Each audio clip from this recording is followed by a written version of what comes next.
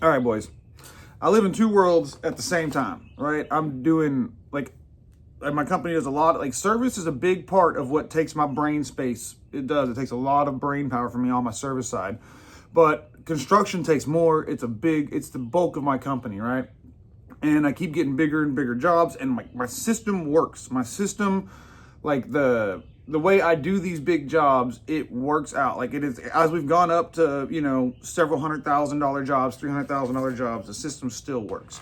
So there's this really big contractor that I don't know that well, right? But they so a lot of the way these contractors reach out to me is whenever you pull as many, like right now I've got a dozen or more active permits, probably more than a dozen active permits on, multi-million dollar projects. And so whenever your company's associated with that many permits, like you start to look real attractive. Because all these big companies, they have bidding software, and there's all these bidding like websites that like in databases that collect all that info for these people.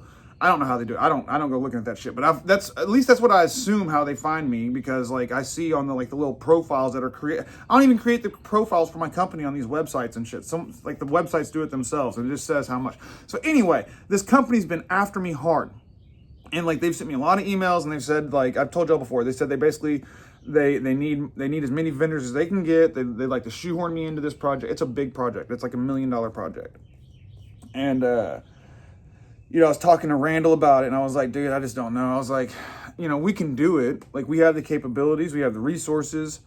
I was like, it's a project I can handle, but I just don't think I want to get into something that big with someone I don't like. I was like, if it was like one of my customers I knew real well, I'd feel better about it. But there's one customer in particular that's my favorite customer, who's like, he's really like one of my best friends at this point. He really is. Like, and if it was with him, I would be fucking over the moon. I would love to do a job like that. And so I've just kind of turned down that really big $1 million project, over $1 million project.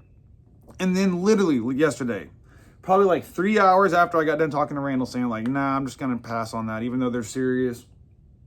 That customer, my favorite customer, like one of my best friends, calls me, and he's like, you won't fucking believe what just happened. I was like, what? And he was like, I just got off the phone with somebody about a big one. And I was like, how big? He was like, and he told me the numbers. He told me to keep things kind of quiet because it's not a done deal.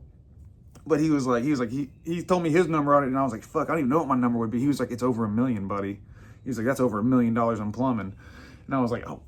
So like literally right there, like it's like serendipitous. It was like, I was like, nah, I'm down to do $1 million projects, but I don't want to, if I'm going to when I get into that world, I want to do it with somebody that I've danced with a lot, and I know how they roll, and what do you fucking know, man? Falls in your lap, and like we probably will get that shit. Like I just got off the phone with the guy this morning about it again, and we're having a meeting about it next week.